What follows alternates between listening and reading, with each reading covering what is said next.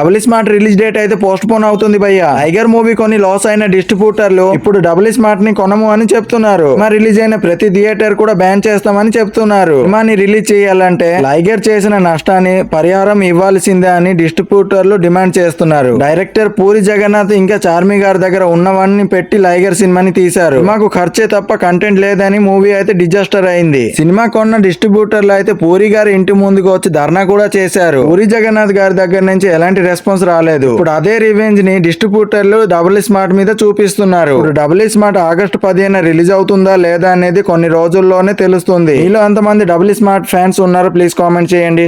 కల్కి మూవీలో young Ashwatthama character ని విఎఫ్ఎక్స్ సాయంతో అమితాబ్ బచ్చన్ గారే చేశారని చాలా మంది అనుకున్నారు. కానీ అశ్వత్థామ యంగెస్ట్ క్యారెక్టర్ చేసింది సిమర్జిత్ సింగ్ నాగరా గారు. ఇది ఆయన ప్రొఫైల్ కావాలంటే వెళ్ళి ఫాలో చేయొచ్చు. డైరెక్టర్ నాగాశ్విన్ గారు లాస్ట్ 10 మినిట్ ప్రవాసాన్ని కర్ణుడిగా చూపించకపోయి ఉంటే చాలా మంది అమితాబ్ బచ్చన్ గారి సినిమాకి హీరో అని అనుకునేవాళ్ళు. ఇంకా సినిమా కోసమే అశ్వత్థామ నుదుటి మీద మనీని పెట్టలేదు. అశ్వత్థామ పుట్టినప్పుడే నుదుటి మీద మణితోటి పుట్టారు. నాకైతే సినిమాలో అశ్వత్థాముడి స్క్రీన్ టైం ఇంకొంచెం ఉండుంటే బాగుండేది అని అనిపించింది. మీరు కల్కి 2898 AD ని ఎన్నిసార్లు చూసారో ప్లీజ్ కింద కామెంట్ చేయండి.